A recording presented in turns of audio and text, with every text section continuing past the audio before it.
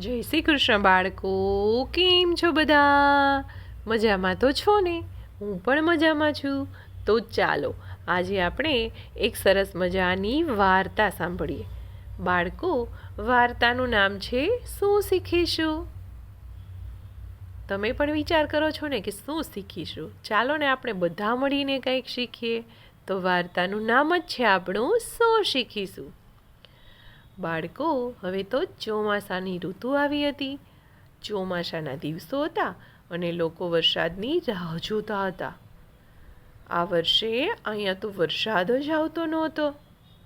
હવે તો આખા ને આખા ગામ ખાલી થઈ ગયા હતા. લોકો થોડો સામાન લઈને પણ ગામ છોડી રહ્યા હતા.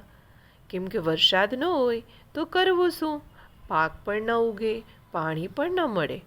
આખે આખા ગામ ખાલી થઈ જતા હતા. લોકો પોતાની સાથે જરૂરી સામાન પણ રાખતા હતા અને દરેકના ચહેરા ઉપર ચિંતા અને વરસાદ ન આવવાની ફિકર હતી. લોકોને પોતાની જ ફિકર લાગતી હતી. કોઈ બીજાની ચિંતા નહોતા કરતા. બધા જ દુઃખી હતા. કોણ કોનું દુઃખ દૂર કરી શકે? કોણ કોને દુઃખ માટે પૂછે? કોણ કોને મદદ કરે? લોકો કતારમાં શહેર તરફ વધતા જ જતા હતા. દરેકને જીવવું હતું. દરેકને વરસાદ અને પાણીની જરૂરિયાત હતી. એટલે બધા લોકો આ ગામ છોડી અને દૂર દૂર શહેરની અંદર વસવા માટે જતા હતા. અને બધા લોકો જરૂરિયાતનો સામાન લઈ અને શહેરમાં જવા માંડ્યા. એક આખું ગામ ખાલી થઈ ગયું હતું. અને આ ગામમાં એક વડીલ પણ હતા. તેમણે ખભે કાવડ રાખ્યું હતું. આ વડીલ ખૂબ જ વૃદ્ધ હતા. એમનાથી કાવડ ઊંચકી પણ શકાતું ન હતું. તેમનાથી ચાલી પણ શકાતું ન હતું.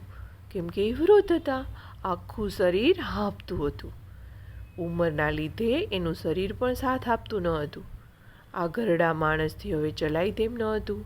થોડાક ચાલે ત્યારે શ્વાસ ચડવા માંડે, થોડીક વાર બેસી જાય, પાછા ચાલે. આવી રીતે પોતે ચાલતા અને આ કાવડ લઈ અને પોતાનું પાણી ભરતા હતા.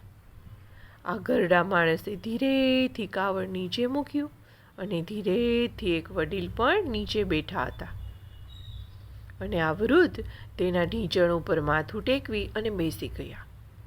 અને આસપાસ શું ચાલી રહ્યું છે એની કાંઈ જ ખબર ન હતી. તે કશું સમજી શકતા ન હતા. પાસે જ એક ફેરિયો ખાવાની વિવિધ સામગ્રી લઈને વેચવા બેઠો હતો. વૃદ્ધ વડીલનું ધ્યાન જાણે કાવડમાં હતું.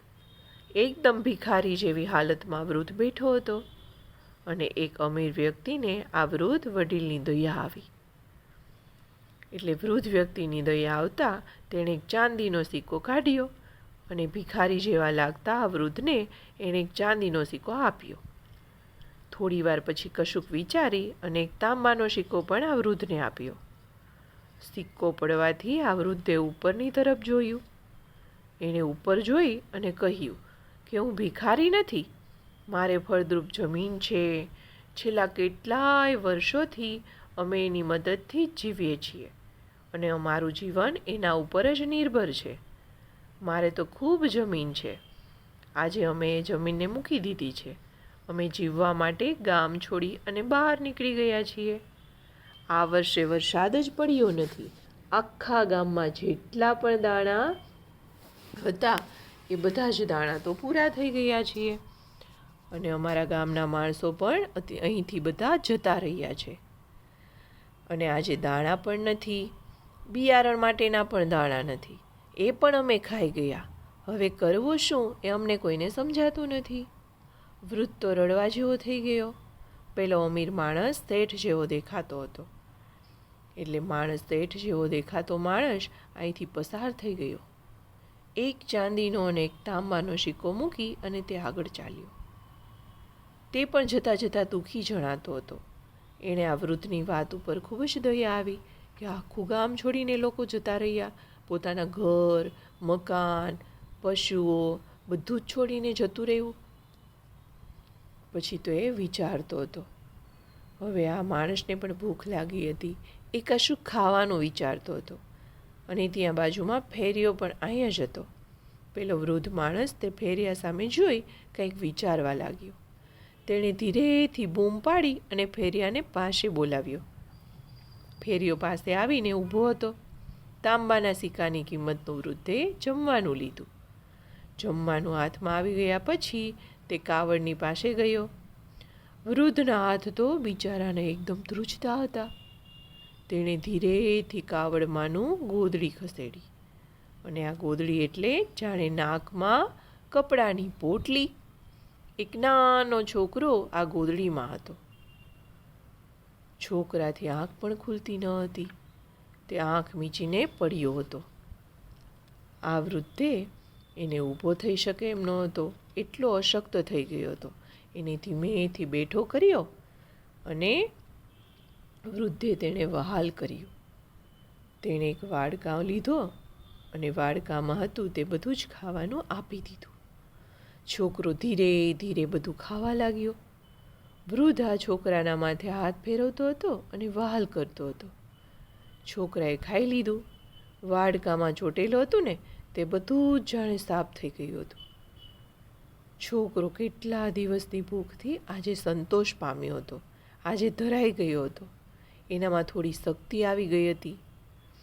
ફેરિયો આ બધું જ જોતો હતો. ફેરિયો કહે, કેમ તમે કશું જ ખાવાનું ન લીધું? તમારી પાસે ચાંદીનો સિક્કો પણ છે ને? ફેરિયાની વાત સાંભળી વૃદ્ધ કહે, આ મારા દીકરાનો દીકરો છે. ગયા વર્ષે આવેલા પૂરમાં એના મા બાપનું મરણ થઈ ગયું છે. અકાળે એનું અવસાન થતાં આ છોકરાની બધી જ જવાબદારી મારી માથે આવી, અને આ વર્ષે અહીંયા વરસાદ પણ ન થયો. એટલા માટે આને મારે સાથે રાખી અને દૂર દૂર જવું પડે છે. અને આ મારા છોકરાએ ખાધું ને એટલે એનો મને સંતોષ છે. હવે મારે ખાવાની જરૂર નથી. પેલો છોકરો હવે થોડો તાજો થયો. છોકરો ફેરિયાની અને એના દાદાની વાત સાંભળતો હતો. છોકરો એના દાદાને કહે, દાદા, તમે કેમ કંઈ ન ખાધું? શું તમારે ખાવું નથી કે? તમારી પાસે પૈસા નથી કે? વાડકામાં તો કશું જ બચેલું નહોતું. પેલો વૃદ્ધ તો વાડકાને ઝાટી ગયો. થોડું પાણી પીધા પછી એ વૃદ્ધ કહે, બેટા, એક દયાળુ માણસે મને એક ચાંદીનો સિક્કો પણ આપ્યો છે. તેમાંથી હું બિયારણ ખરીદીશ અને વર્ષે વરસાદ વરસે ત્યારે આપણે જમીનની અંદર બિયારણ વાવીશું. આ વાત સાંભળી ફેરિયાને પણ ખૂબ જ આનંદ થયો. ખેડૂત પણ મનમાં વિચારતો હતો. તે ફાટેલી ગોદડી ગોઠવતો હતો અને થોડી વાર પછી તે ઊભો થયો. ખેડૂત મનમાં વિચારતો હતો કે એક વર્ષ ખૂબ વરસાદ પડે, બીજા વર્ષે દુકાળ પડે, ગમે ત્યારે તો વરસાદ પાછો પડશે ને, બસ ત્યારે આપણે આ ચાંદીના સિક્કામાંથી બિયારણ ખરીદી અને એની ખેતી કરીશ. આવું વિચારી ચાંદીના સિક્કાને ધોતિયામાં મજબૂત રીતે એને બાંધી દીધો અને તે આગળ આગળ વધતો ગયો. કાવડ પણ જાણે થોડું થોડું હલકું થતું ગયું.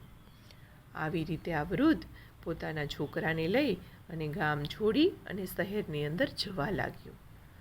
અને પછી બંને જણા ગામની અંદર રહેવા લાગ્યા. અને આ ગામ નવું ગામ હતું એટલે નવા ગામમાં નવા લોકો હતા. વૃદ્ધને એક સરસ મજાનું કામ મળી ગયું.